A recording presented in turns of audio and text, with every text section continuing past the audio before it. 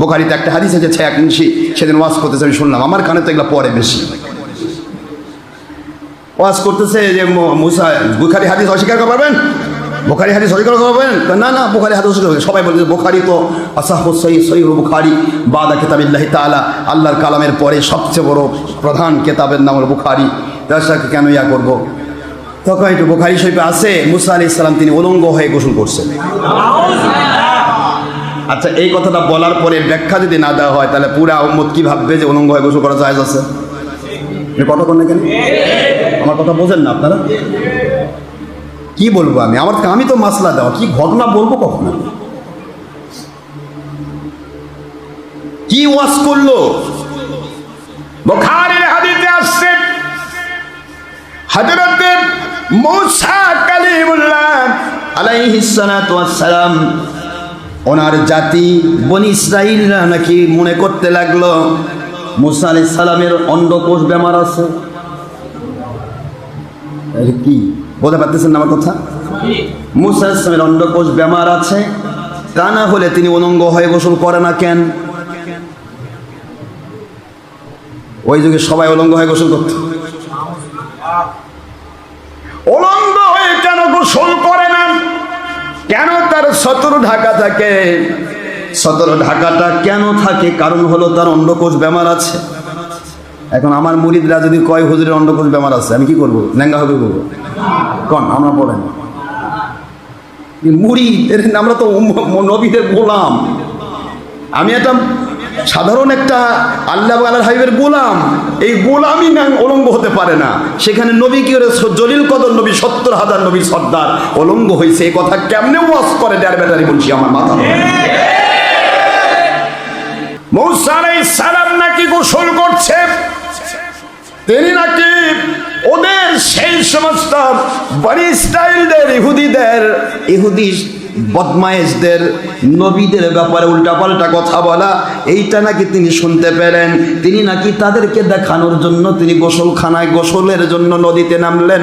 তিনি কাপড় খুলে বলতেই তো লজ্জা লাগতেছে, এর কেমন কথা? কাপড় খুলে পাথরের উপর লেগেছেন, পাথরের উপর রেখে তিনি গোসল করার জন্য নদীতে নেমেছেন।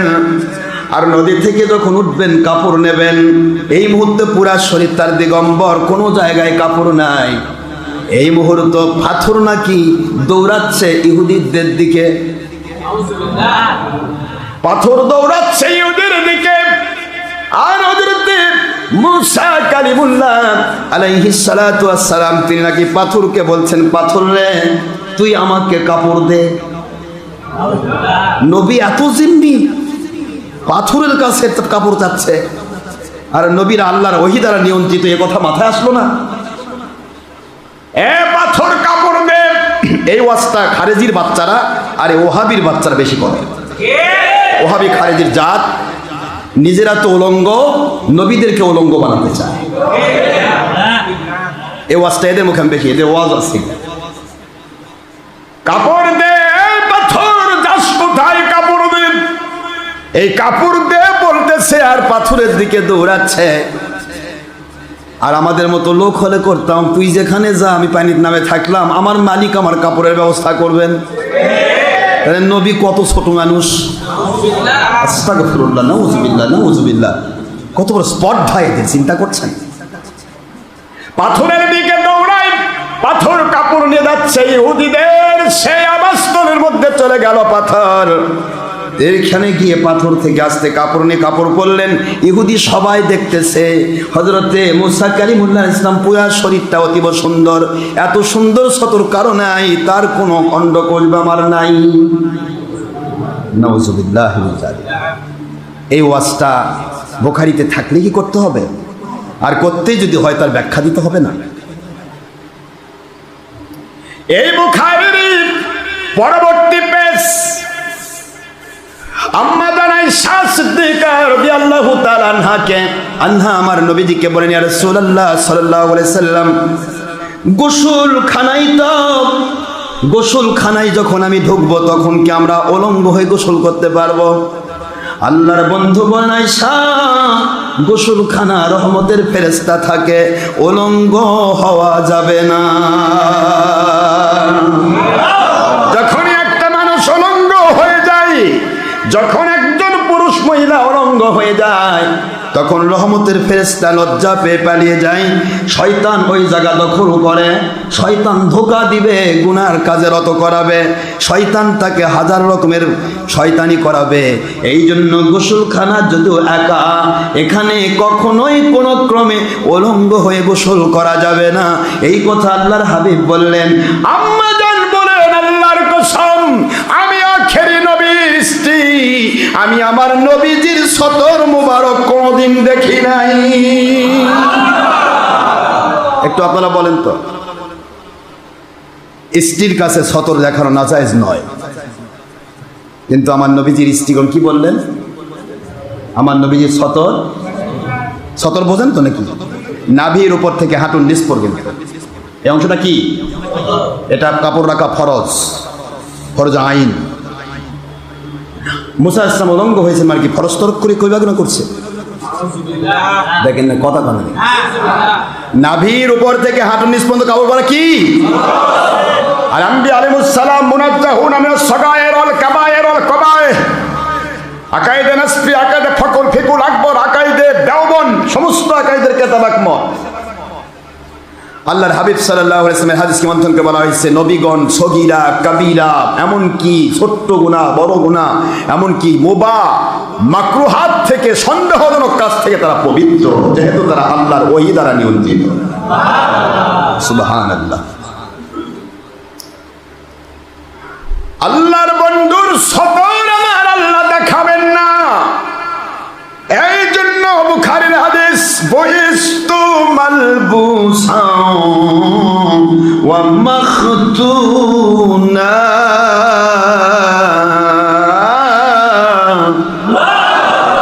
বইস্তু আমি নাজিল হয়েছি, মালবুসান, দুনিয়ার মানুষেরা রে, কার সাথে তোমরা আমাকে তুলনা করো? আমার আল্লাহ, আমার সতর, আমার মালিক খলিক রব, আমার নিজের মা, নিজের এলাকাবাসীর কাছে আমার সতরটা দেখাবেন না। ওস্তাদ যদি খতনা করতে চায়, সতর না দেখে কি কাটতে পারবে? আল্লাহর বন্ধু বলেন, দুনিয়াবাসীর, আমি এমন এক নবী আমার আল্লাহ দয়া করে বানাইছেন, আমি দুনিয়াতে এসেছি কাপড় পরিহিত অবস্থায়, খতনা করা অবস্থায়। কারণ আমার সতর দুনিয়ার কেউ দেখুক, আমার সতর অন্য কেউ দেখুক, এটা আমার আল্লাহ পছন্দ করেন না। একদিকে বললে তো আরেকদিকে পার হয়ে যায়, কি করবো? কথা বলা তো যায় না, এগুলি দরকার আছে না? রাসূল পাক সাল্লাল্লাহু আলাইহি ওয়াসাল্লামের সতর নিজের স্ত্রীগণ দেখেন নাই। আমরা ইচ্ছা মতো সতর খুলি, যা ইচ্ছা তাই করি। হুজুর সাল্লাল্লাহু আলাইহি সাল্লাম অত্যন্ত লাজুক ছিলেন। বুখারীতে এসেছে, আম্মা আয়েশা সিদ্দিকা রাদিয়াল্লাহু আনহা বলেন, হুজুর যখন আমাদের কাছে আসতেন, হুজুর সাল্লাল্লাহু আলাইহি সাল্লামের মাথাটা কাপড় দিয়ে, রুমাল দিয়ে ঢাকা থাকত। হুজুর সব সময় সতর পরা থাকতেন, সতরে কখনো কাপড় তিনি খোলেন না। নবী পাক সাল্লাল্লাহু আলাইহি ওয়াসাল্লাম এই শিক্ষা দিলেন বুখারীতে, পৃথিবীর উম্মত ইচ্ছে করে সতর খুলবে না, অযাচিতভাবে, প্রয়োজন একেবারেই পারছেন না, এটা আলাদা জিনিস, কিন্তু ইচ্ছা করে সতর খুলবে না।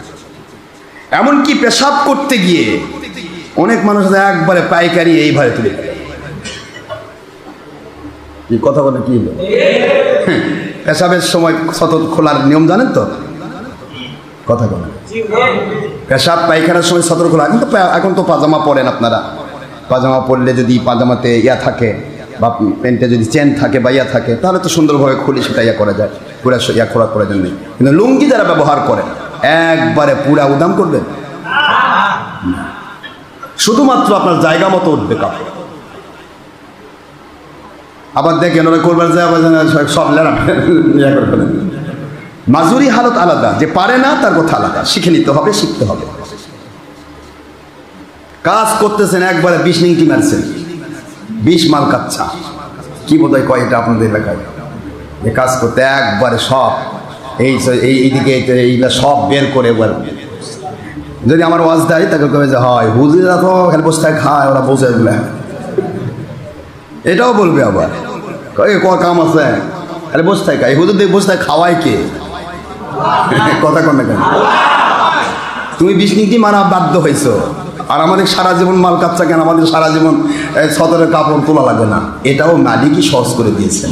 তুমিও মালিককে মানার মতো মানতে চাও, মালিক তোমাকে পানির মতো সহজ করে দেবে। যত তুমি মালিক থেকে দূরে সরবে তত দুনিয়া তোমাকে পাকড়াও করবে। দুনিয়ার দিকে যে যত দৌড়াবে মালিক থেকে সে তত দূরে যাবে, যে যত মালিকের দিকে দৌড়াবে দুনিয়া তার পিছে দৌড়াবে। একই মানুষ আপনি মাল কাচ্চা মারে কাম না করলে ওরা জান বাঁচতেছে না, ওই একই মানুষ সারা জীবন সাহেবের মতো খাচ্ছে, ওর কাপড় তোলা লাগে না। এই ব্যাপারটা করেছে কে? মানসিকতা, মন মানসিকতা মালিকের দিকে তৈরি করেন। দেখেন আপনি গ্রামে বাস করেও আপনাকে এমন কিছু করতে হবে না যেটার দ্বারা আমার মালিক অসন্তুষ্ট হয়। বাবা আনা ইন্দা জন্যে আব্দিবি, আল্লাহ পাকের সেই হাদিসে কুদসি, বান্দা আমাকে নিয়ে যেরকম মজবুত ধারণা করবে বিশ্বাস রাখবে, আমি আল্লাহ তত মজবুত সাহায্য তাকে করব। তো মুসা আলাইহিস সালাতু ওয়াস সালামের বিষয়টা নিয়ে এরভাবে ওয়াজ করা যাবে না। নবী রাসূল আলাইহিস সালামের উপরে সামান্যতম হিট হয় মানুষের পক্ষ থেকে, এইটা যদি হয় তাকফিফুল আম্বিয়া কুফরুন, সকল আকায়েদের কিতাব একমত, কোন নবী রাসূলের শান যদি কেউ ছোট করে দেখতে চায় বা প্রচার করতে চায় সে ব্যক্তি সঙ্গে সঙ্গে কাফের হবে। নাউজুবিল্লাহ বলবেন না জোরে? নবী রাসূল আলাইহিস সালামের যেভাবে আমার আল্লাহ তৈরি করেছেন, সৃষ্টি করেছেন, যেভাবে পৃথিবীকে আল্লাহ দিয়েছেন ঠিক সেইভাবেই তাদেরকে চলতে হবে, সেইভাবে নবীদের উপরে আকীদা পোষণ করতে হবে, নবীদের ব্যাপারে ওয়াজ করতে হবে।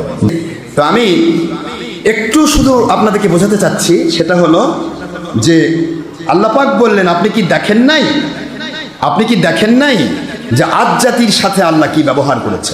এই ব্যবহারে এসেছে মিস্টার সাদ্দাজ, আমার মালিক খলিক রব আল্লাহ পাক রব্বুল আলামিনের কত করুণার পাত্র ছিল, কত নিয়ামত প্রাপ্ত সে হয়েছে, আল্লাহর থেকে সে কত নিয়ামত পেয়েছে, আর এই নিয়ামতের দুর্ব্যবহার করে সে কিরকম অমানুষ হয়েছে।